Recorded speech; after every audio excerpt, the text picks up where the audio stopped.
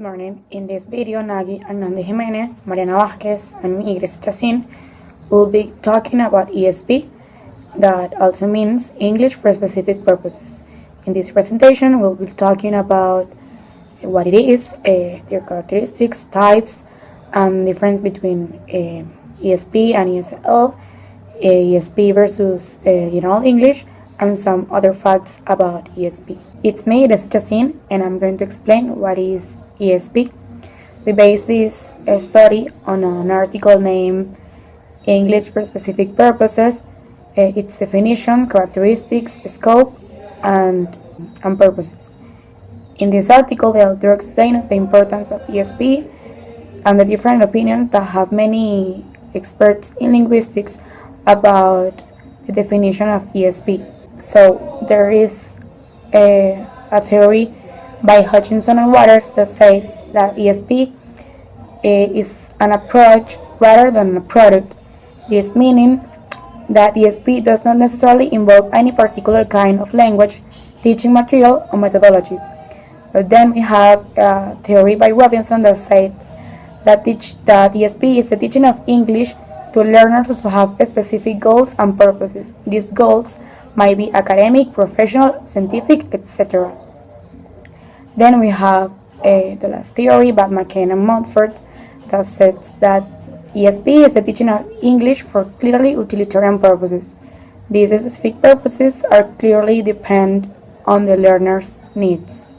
So yes, we can conclude that ESP is the methodology of teaching English for professionals in various fields, focusing on types of expression, vocabulary, standard, and formal structures that will be used most of all in a specific field. And now I'm going to speak about the characteristics of ESP that are divided into absolute characteristics and variable characteristics. In the absolute characteristics, we have that ESP is defined to meet specific needs of the learner. So it's very important that the learner know why he must be learning a foreign language. Then we have that ESP makes use of underlying methodology and activities, and also that ESP is centered on the language appropriated to these activities. In the variable characteristics, we have that ESP may be related to or designed for specific disciplines. And then we have that ESP may use different methodology from General English, this related to the teaching area. Also, the ESP is likely to be designed for adult learners, and that is generally designed for intermediate or advanced students. And the last one say that ESP courses assume some basic knowledge of the language system. My name is Nandi Jimenez, and now we're going to talk about types of ESP. Many researchers have tried to establish a proper classification of ESP, yet we're going to work with David Carter's and the one that is most common. In that order, let's begin with the division proposed by David Carter. He classifies ESP into three categories. The first is English as a restricted language. It refers to the development of communicative skills for a particular field.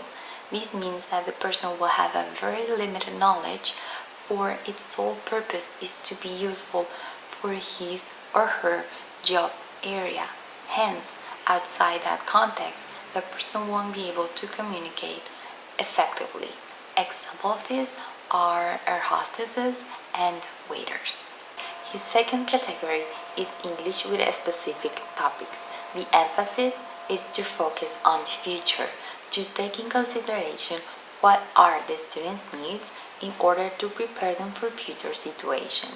For example, if a scientist has a possible interest in participating in postgraduate reading studies, in conferences, or applying for a job in a foreign institution, he or she can take a course of ESP, and the teacher, after a previous evaluation, will focus on the particular linguistic needs required for these activities.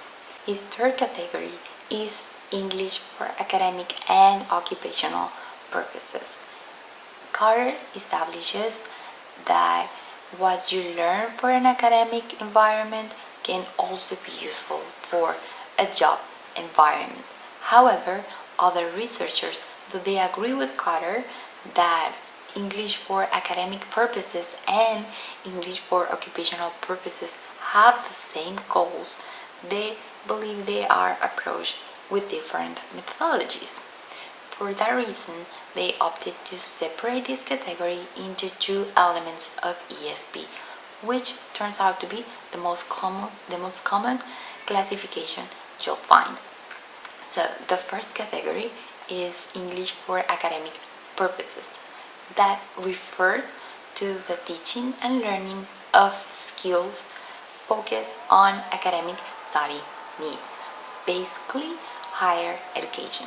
It includes English for science and technology, English for management, finance, and economics, for legal purposes, and for medical purposes. The second category of ESP is English for occupational purposes. That refers to the teaching and learning of skills that are work related. It includes English for professional purposes and for pre-vocational and vocational purposes. My name is Mariana Vasquez and I'm going to talk about how is ESP different from ESL, also known as General English. Well, the most important difference lies in the learners and their purposes for learning English. So, ESP students are usually adults who already have acquaintance with English and want to learn the language in order to communicate a set of professional skills and to develop a specific job function. Also, ESP concentrates more on language context than on grammar and language structure, and it covers a variety of subjects coming from tourism, computer science or accounting, business management, etc. So the focal point of ESP is that English isn't taught as a subject separated from the student's real world or wishes. Instead, it is integrated into a subject matter important to the learners. However, ESP and ESL diverge not only in the nature of the learners, but also in the aim of instruction. An ESP program might, for example, emphasize the reading skills in the students who are preparing for graduate and that want to work in business administration, or might, for example, promote the development of the spoken skills of those students who want to become tourist guides. So, as a matter of fact, ESP combines subject matter and English language teaching, and such a combination is highly motivating for the students because they are able to apply what they have learned in their English classes into their main field of study. So, another important point is the role of the teacher. And a teacher who already has experience in teaching English as a second language can exploit his or her background in ESP by adapting the skills that she or he already has. And as an ESP teacher, you must play many roles, and you may be asked to organize courses, to set learning goals, to create a positive environment in the classroom, and to evaluate your students' progress. Let's talk about organizing courses.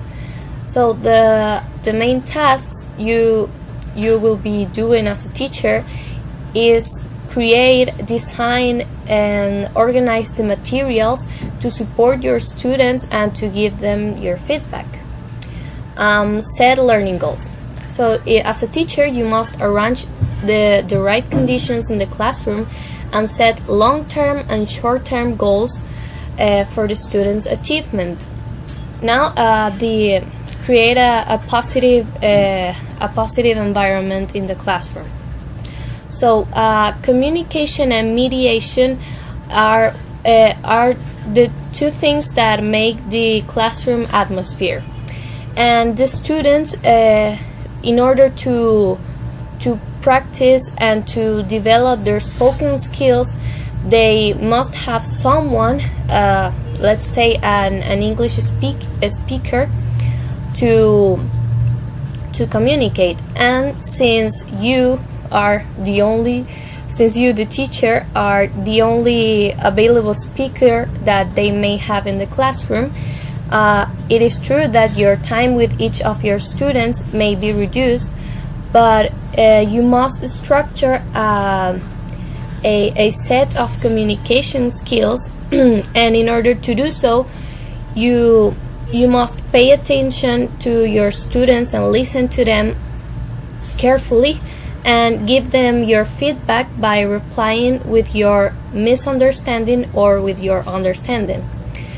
Another important thing is that learners must be self-confident to communicate, and it is the teacher's job to help build that self-confidence. And the last thing is evaluating your students' progress. And since you are your students' resource to know whether they are doing a good job or a bad job, you must take responsibility for what are you teaching and how are you teaching. Welcome to the next part of ESP. I'm Nadia Jimenez, and now that you already know what the role of the teacher is, I'm going to explain you the role of the students. First, I want to ask you, what do you think the student can bring to the classroom? I want you to pause the video, leave a comment below, and share your ideas, your answer, your thoughts, and then come back. Well, students usually come to ESP courses with three main themes. The first is the focus for learning, the second, the subject matter knowledge, and the third is the well-developed adult learning strategies. What does this mean? That they approach to the learning of English through a field that is already known and relevant to them. Now let's see each of them. First, we have the focus for learning. The ESP student has a particular purpose and focus for learning. Why? Because ESP is an excellent opportunity to understand and to work with language in a context that they already know, that they comprehend, and that they find interesting. They will focus on the meaning of the subject matter field and not on the linguistic input or isolated language structures. And then we have the subject matter knowledge. We have already discussed that students have knowledge in the area they want to focus on to learn English, but can they actually contribute to the language learning process? Yes, because learners in the ESP classroom are generally aware of the purpose for which they will need to use English. They can take advantage of what they already know to identify a real context for the vocabulary and the structures of the course. Finally, we have adult learning strategies. Adults must work harder than children to learn a new language. True or false? That might be true, but do not worry, because as an adult, you come with potential learning strategies and abilities to learn faster and efficiently. This is because you have already developed skills in writing and reading in your native language, which will make your goal to learn English much easier to achieve. Think for a moment in those things you want to develop. Maybe you're constantly trying to learn a new language behavior. Maybe you want to expand your vocabulary. Maybe you want to become more articulated in your field of work.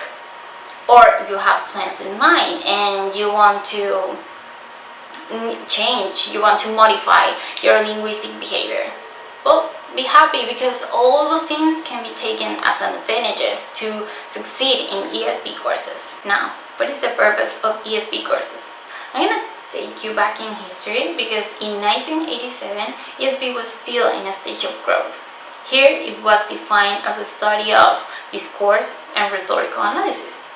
However, some students were facing some difficulties because they were not familiarized with the use of English. They were having the necessity of a course that could develop the knowledge of how sentences were combined in this course to make meanings. So when the ESP courses were created, the main goal was to make the student able to achieve linguistic competence by enabling them to acquire the ability to use language efficiently and accurately in different situations. Do you think that ESP courses now have the same purpose that back then when it was created? Let's see. According to many authors, they should enable students to function adequately in a target situation. They should also be goal-directed. They should be centered in language, that means grammar, lexis, register, etc. And they should be also centered in skills, discourse, and Genres that are appropriate for the activities of the discipline that it serves should be aim-directed, learner-directed, and situation-directed. So as you can see, the ESP courses since the beginning were created to have a certain focus. That means, for example, the principle that says one size fits all does not apply here. Also, there are some pre-made textbooks that are not suitable for specific teaching settings for the same reason. That's why ESP practitioners have been advised to not only modify those textbooks, but also to create their own courses, considering their specific teaching environment and also the student's specific needs. The reason? Saya Sheng, in his book Self-Training for ESP Through Action Research, said, "There is no spouse ESP curriculum that corresponds to the particular teaching setting that many prospective ESP teachers may encounter." You already know what the purpose of an ESP course is, but what features you can find in these courses. I'm going to start with the first one, and it is authentic material. This means using material that is not developed or written for teaching purpose from the main area of study of the students or their occupation, and this can be books, forms, charts, even graphs, and they can be used in modified or original form according to the teaching circumstances, and you can use them in any ESP course, but in particular in a self-directed study and research task. For example, I could be teaching you language for employment in health services, and I'm going to evaluate you through a lot of independent study assignments in the area you choose, of course, and also I'm going to encourage you to use different kind of resources to complete your research assignments. The second one is the purpose-related orientation. This is the simulation of different communicative tasks to prepare students for different target situations.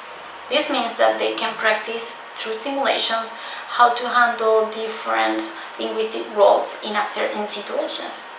This can be note-taking, preparation of papers, reading of papers. For example, I can be training you in the English for agribusiness management and ask you to create and present an original product that should include logo creation, negotiation with clients, suppliers and buyers, telephone conversation, etc. It could be any area. You could talk about health science, computer science, tourism, etc. And the final characteristic is self-direction. Here the student should have a certain degree of freedom because they should be able to decide what, how, and when they will study. Because ESP courses also are focused on turning students into users. What kind of content should have an ESP course? Well, an ideal one should have a balance between general English courses and strictly content-based language courses. This means that the student should count with relevant lexical items, for example, a division of vocabulary words, technical, subtechnical, and non-technical. Through an ESP course with subject content and general English, you can achieve the ability to use special jargon, to use general academic and business skills, and also the ability to communicate in any other social setting. How much and what subject content should be included in an ESP course does not have a perfect answer because only student needs can determine it.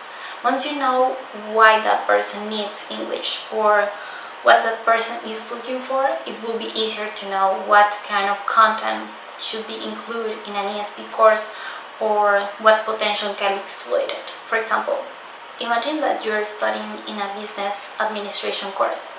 The program may target your reading skills, but if you're in a course to become a tourist guide, it may focus on your speaking skills.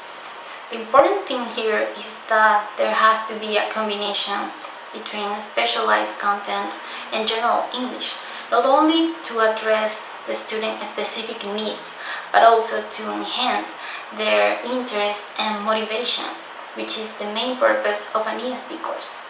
My name is Nandi, and now we're going to talk about advances in ESP. Many have been the advances in this area, in theory and in practice as well, but most recently the use of digital storytelling has become an important and innovative tool in the process of teaching and learning for English for specific purposes. In fact, studies show that digital storytelling helps the students improve their linguistic and non-linguistic skills, in part thanks for its use of digital multimedia, such as images, audio, and video, which motivates students to develop and explore their creativity while incorporating words, phrases, and expressions associated to a specific field of work. To conclude, ESP has become one of the most important areas in EFL. Through time, it has seen the development of new methodologies and pedagogical materials for the teaching of a language with specific purposes, through the creation of courses focused on students' needs, which allow them to develop skills for study and work fields. Also, it is important to understand and be aware of the many uses of English in order to see more progress in ESP. Thank you, and we hope you enjoy our presentation.